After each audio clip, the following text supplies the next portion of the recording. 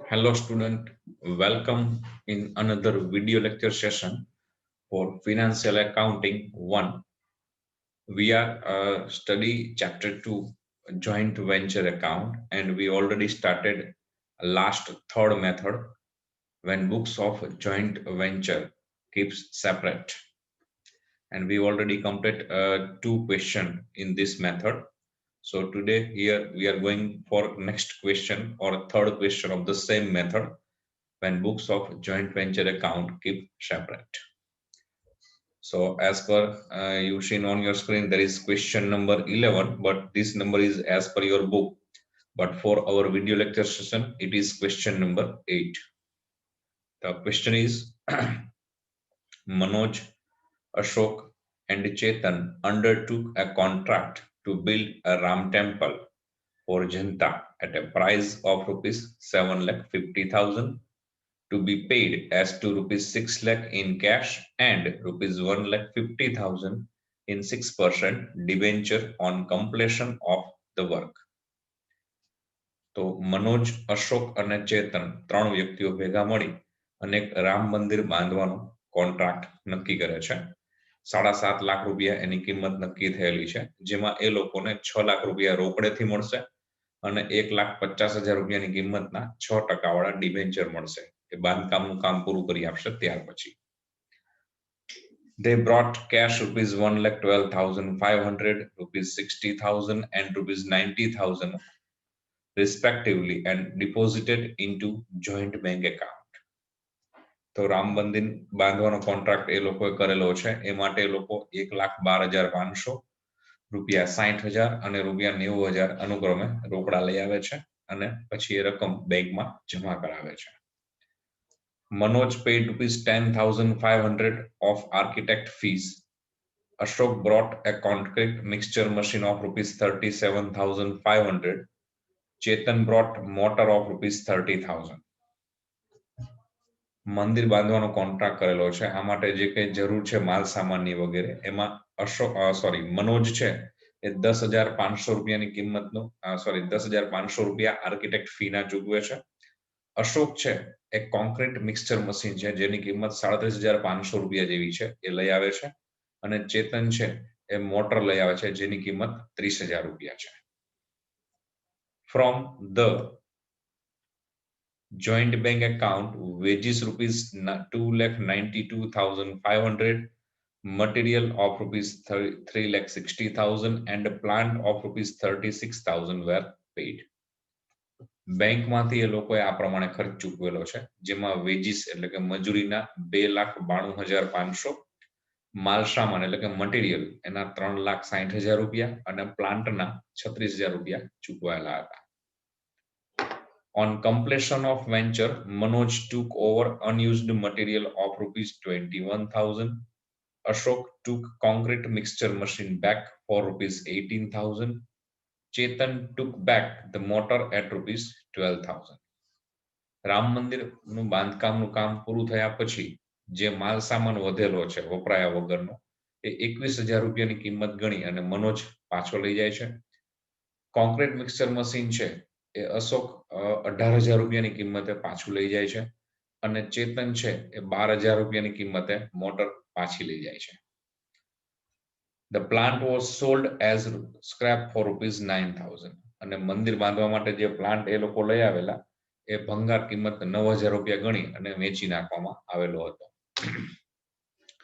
Cash and debenture were received.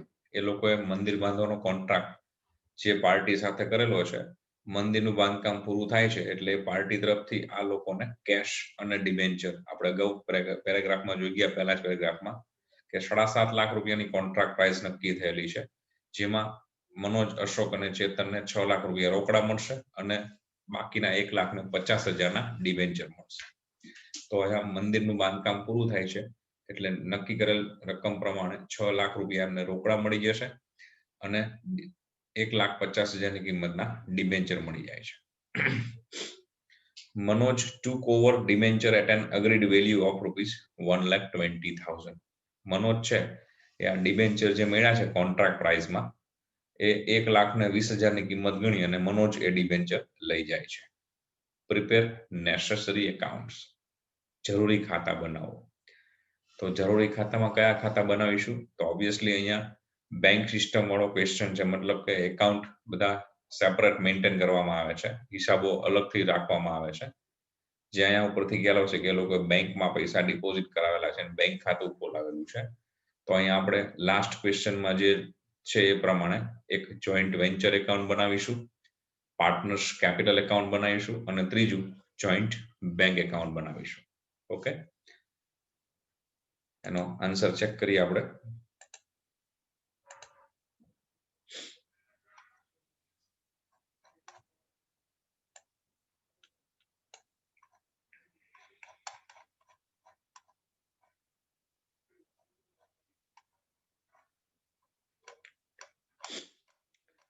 તો question number 8 આપણા video lecture session પ્રમાણે છે. તો અહીંયા આન્સર નંબર 8, પણ બુક વાઇઝ એનો ક્વેશ્ચન નંબર 11 છે. તો બ્રેકેટમાં મેં બુકનો નંબર પણ આન્સર તરીકે તમને ખ્યાલ રહે એટલે આપેલો છે. આન્સર નંબર 8 બ્રેકેટમાં 11 છે. બ્રેકેટ વાળો નંબર જે છે એ તમને બુકનો નંબર છે એ બતાવે છે. તો અહીંયા આપણે 3 એકાઉન્ટ બનાવીશું. એક જોઈન્ટ વેન્ચર એકાઉન્ટ એપ્રોક્સિમેટલી 15 થી 18 લાઈનનું, પછી પાર્ટનર્સ કેપિટલ એકાઉન્ટ આપણે જે બનાવી છે એ, અને જોઈન્ટ બેંક એકાઉન્ટ બનાવી છે. બટ અહીંયા એક એકાઉન્ટ પ્લસ તમારે બનાવવાનું રહેશે કે એ લોકો જે કોન્ટ્રાક્ટ કરેલો છે રામ મંદિર બાંધી આપવાનો, એ કોન્ટ્રાક્ટ જે વ્યક્તિ સાથે કે જે પાર્ટી સાથે થયેલો છે એ પાર્ટી આ મનોજ, અશોક અને ચેતનને કોન્ટ્રાક્ટ પ્રાઇસમાં 7.5 લાખ રૂપિયા આપશે. જે 7.5 લાખમાંથી 6 લાખ રૂપિયા કેશ આપશે અને બાકીના 1,50,000 રૂપિયાના ડિબેન્ચર આપવાના છે. તો એ ડિબેન્ચરનું એકાઉન્ટ આપણે એડિશનલ બનાવવાનું રહેશે અહીંયા.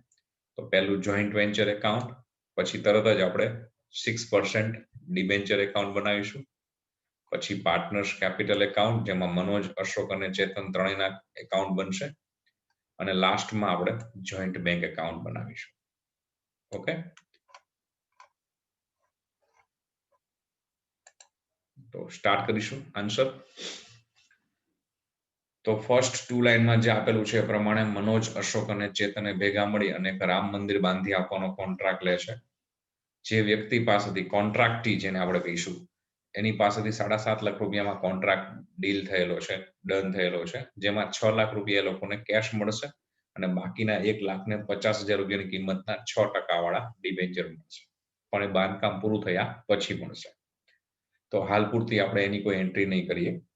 પછી આગળ આપેલું છે કે એ લોકો 1,12,500 રૂપિયા, 60,000 અને રૂપિયા 90,000 અનુક્રમે રોકડા લઈ આવે છે અને બેંકમાં ડિપોઝિટ કરાવે છે.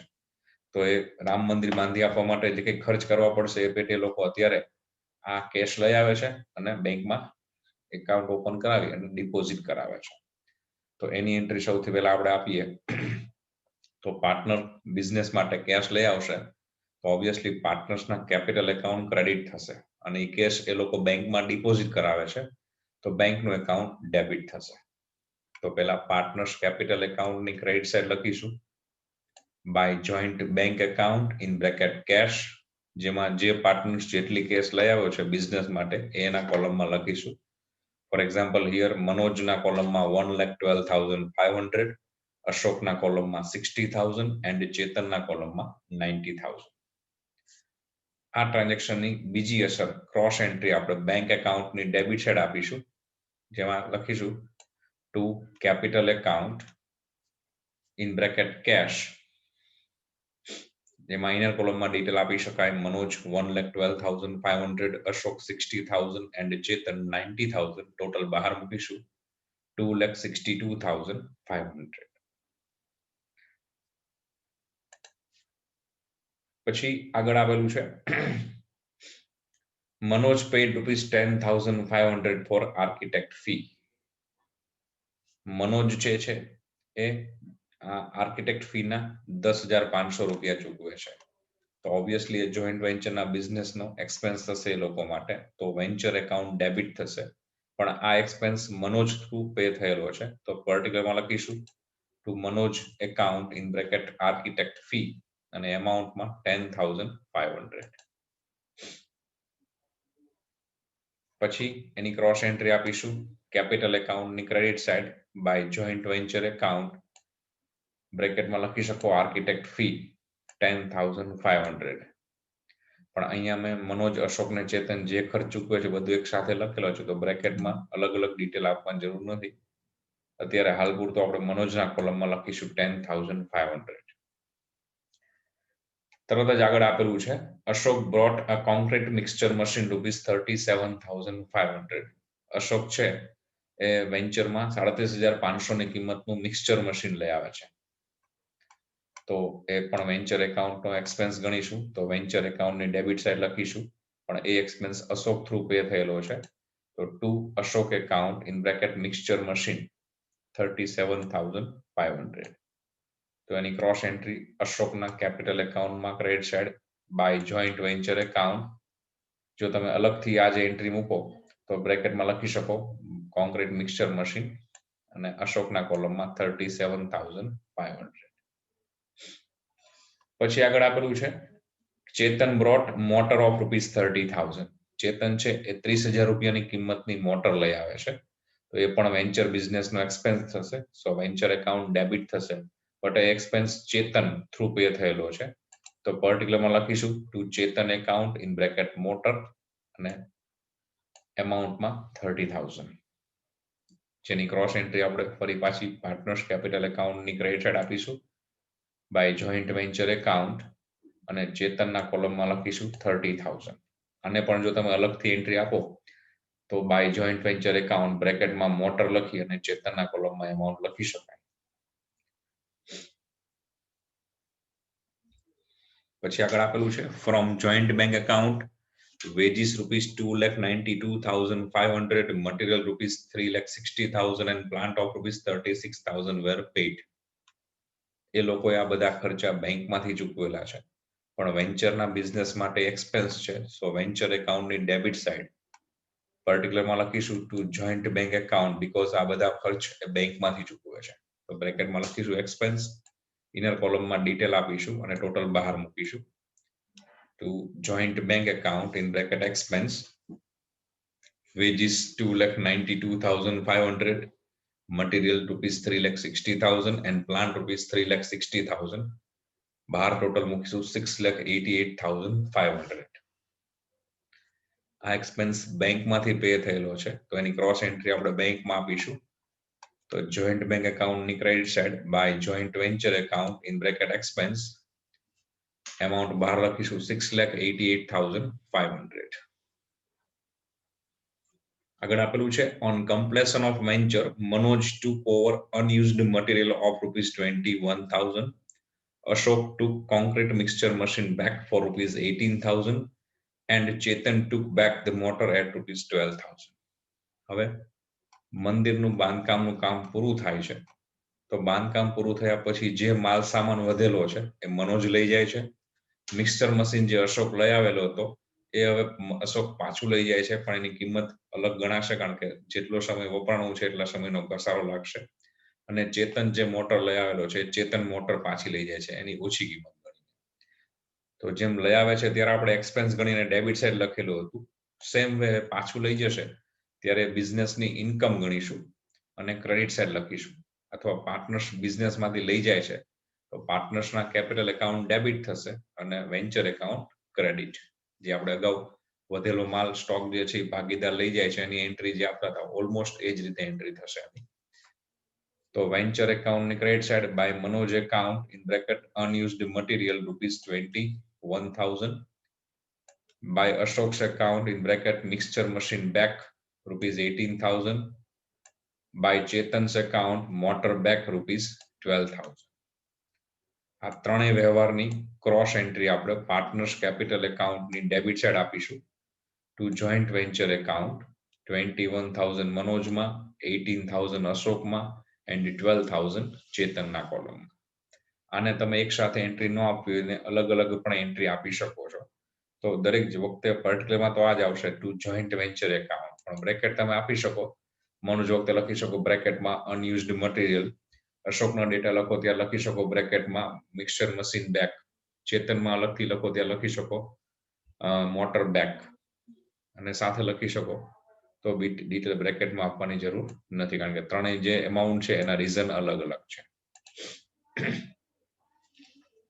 પછી આગળ આપેલું છે the plant was sold for scrap ₹9,000.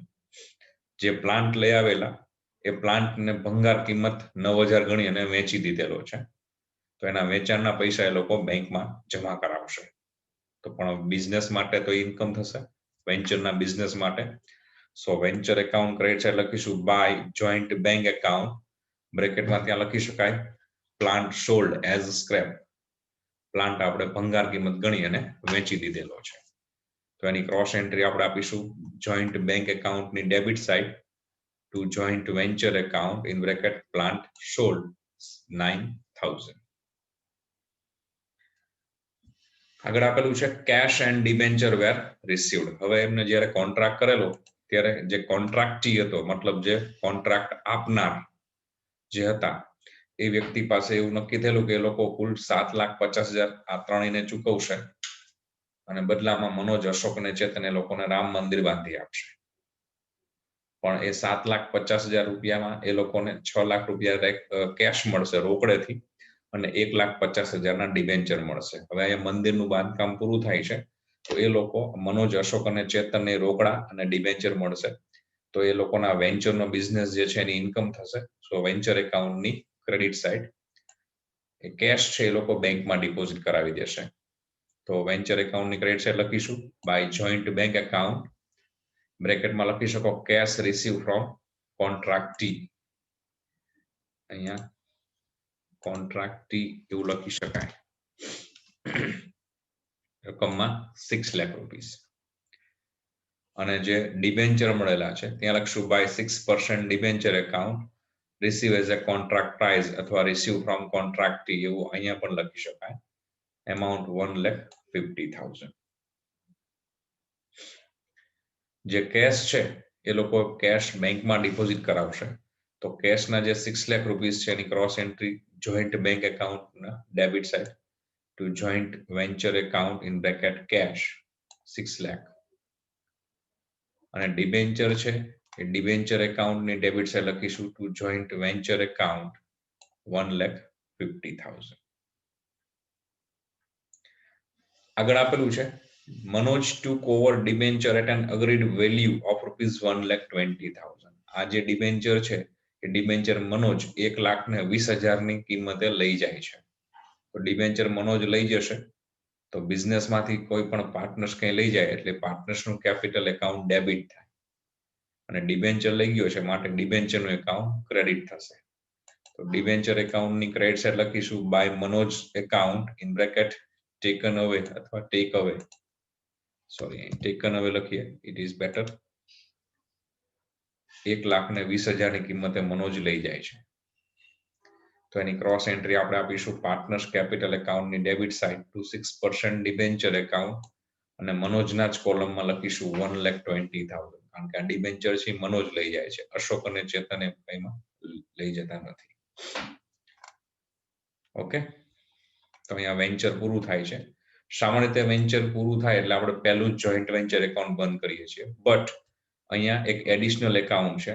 Main 3 account છે, જોઈન્ટ વેન્ચર, પાર્ટનર્સ કેપિટલ અને જોઈન્ટ બેંક. પણ એ સિવાયનું એક એડિશનલ એકાઉન્ટ છે 6% ડિબેન્ચર. તો વેરી ફર્સ્ટ આપણે એડિશનલ એકાઉન્ટને ક્લોઝ કરી દઈએ. તો ડિબેન્ચર એકાઉન્ટમાં ડેબિટ સાઇડ 1,50 છે, ક્રેડિટ સાઇડ 1,20 છે. ટોટલ જે વધુ હશે બંને બાજુ લખીએ છીએ એ પ્રમાણે આપણે અહીંયા 150 ટોટલ બંને સાઈડ એપ્લાય કરશું તો ક્રેડિટ સાઇડ 30,000 રૂપીસનો ગેપ મળશે. એડિશનલ એકાઉન્ટમાં કોઈ પણ બાજુ ગેપ મળે એને વેન્ચર એકાઉન્ટમાં ટ્રાન્સફર કરવાનો હોય છે. તો ડિબેન્ચરમાં જે ગેપ મળેલો છે 30,000 એને વેન્ચર એકાઉન્ટમાં લઈ જશું. તો ત્યાં લખશું by joint venture account in bracket difference, તફાવત જે આવ્યો છે. તો એની ક્રોસ એન્ટ્રી આપણે વેન્ચર એકાઉન્ટની ડેબિટ સાઇડ લખીશું to 6% debenture account in bracket difference 30,000. હવે આપણે વેન્ચર એકાઉન્ટ ક્લોઝ કરીએ. તો વેન્ચર એકાઉન્ટની ક્રેડિટ સાઇડ આટલી એમાઉન્ટ છે 21,000, 18,000, 12,000, 9,000, 6 લાખ અને 1,50,000. ડેબિટ સાઇડ છે તમે આટલી એમાઉન્ટ લખેલી હશે 10,500, 37,500, 30,000, 6,88,500 અને 30,000. ટોટલ ચેક કરશો તો ક્રેડિટ્સ નો ટોટલ વધારે આવશે. તો ક્રેડિટ્સ ટોટલ છે 8,10,000. સેમ ટોટલ આપણે ડેબિટ સાઈડ લખી નાખશું 8,10,000 અને ડેબિટ સાઈડ આપણે ગેપ શોધીશું તો ગેપ મળશે આપણને 13,500, 13,500. આ ક્રેડિટ બેલેન્સ છે, મતલબ કે નફો. તો એ મનોજ, અશોક અને ચેતને જોઈન્ટ વેન્ચર કરેલું રામ ટેમ્પલ કન્સ્ટ્રક્શન કરી આપવાનું. એક વેન્ચરના બિઝનેસમાં એ લોકોને 13,500 રૂપિયાનો નફો થયેલો છે. આ નફા ઉપર ત્રણેય ભાગીદારનો અધિકાર રહેશે અને નફો એ વહેંચી લેશે નફા નુકસાનના પ્રમાણમાં. બાય ચાન્સ આ ક્વેશ્ચનમાં નફા નુકસાનનું પ્રમાણ ડિસાઇડ નથી કરેલું, આપેલું નથી, તો પાર્ટનરશિપનો જે રૂલ્સ છે કે જ્યારે ભાગીદારો વચ્ચે નફા નુકસાનનું પ્રમાણ નક્કી ન થયું હોય તો સરખા ભાગે વેચવું. એ નિયમ પ્રમાણે આ પ્રોફિટ છે એ મનોજ, અશોક અને ચેતન ત્રણેય વચ્ચે સરખા હિસ્સે વેચી દઈશું. તો ત્યાં લખીશું to capital account in bracket profit. Inner કોલમમાં ત્રણેય પાર્ટનર્સ વચ્ચે ડિસ્ટ્રીબ્યુશન બતાવીશું.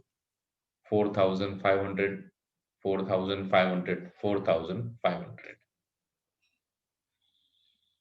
એની ક્રોસ એન્ટ્રી આપણે આપીશું પાર્ટનર્સ કેપિટલ એકાઉન્ટની credit side by joint venture account in bracket profit ત્યાં લખી શકાય.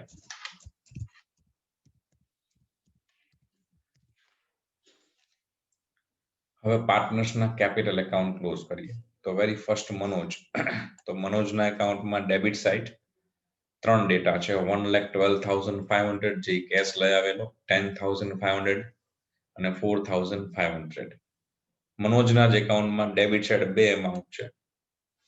1,20,000 જે ડિબેન્ચર લઈ ગયો છે અને 21,000 જે વધેલો માલ સામાન લઈ ગયો છે. સો ધીસ વે મનોજના એકાઉન્ટમાં ડેબિટનો ટોટલ વધારે છે 1,41,000. સેમ ટોટલ આપણે ડેબિટ ક્રેડિટ સાઇડ લખીશું 1,41,000 અને મનોજના એકાઉન્ટમાં ક્રેડિટ સાઇડ ગેપ મળશે 13,500. પછી અશોકનું એકાઉન્ટ ક્લોઝ કરીએ તો અશોકમાં ક્રેડિટ સાઇડ ત્રણ એમાઉન્ટ છે 60,000, 37,500 અને 4,500. જ્યારે ડેબિટ સાઇડ એક જ એમાઉન્ટ છે 18,000. તો અશોકના એકાઉન્ટમાં ક્રેડિટ સાઇડનો ટોટલ વધારે છે 1,02,000. સેમ ટોટલ આપણે ડેબિટ સાઇડ એપ્લાય કરી દઈએ 1,02,000. તો ડેબિટ સાઇડ ગેપ મળશે 84,000. લાસ્ટ ચેતનનું એકાઉન્ટ ક્લોઝ કરીએ તો ચેતનના એકાઉન્ટમાં ક્રેડિટ સાઇડ ત્રણ એમાઉન્ટ છે 90,000, 30,000 and 4,500. Debit side single amount છે 12,000. ટોટલ ચેક કરીએ તો ક્રેડિટનો ટોટલ થશે એનો 1,24,500 which is more than debit side. So obviously debit side પણ આપણે એક ટોટલ એપ્લાય કરશું 1,24,500 અને પછી ગેપ ફાઇન્ડ આઉટ કરશું તો ચેતનના એકાઉન્ટમાં 1,12,500 ગેપ મળશે. પાર્ટનર્સના કેપિટલ એકાઉન્ટમાં કોઈ પણ સાઇડ ગેપ મળે અને ટ્રાન્સફર ક્યાં કરવાનો આવશે તો ફાઇનલ એક જ એકાઉન્ટ આપણું બાકી છે હવે જોઈન્ટ બેંક.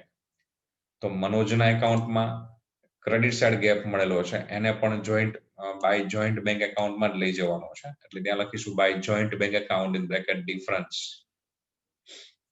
અશોક અને ચેતનમાં ડેબિટ સાઇડ ગેપ મળેલો છે એને પણ બેંક એકાઉન્ટમાં ટ્રાન્સફર કરવાનો છે. તો ત્યાં પણ વિગતમાં લખીશું joint bank account in bracket difference. Ashok અને ચેતનના એકાઉન્ટમાં ડેબિટ સાઇડ ગેપ મળ્યો છે જે જોઈન્ટ બેંકની ક્રેડિટ સાઇડ આપણે લખીશું.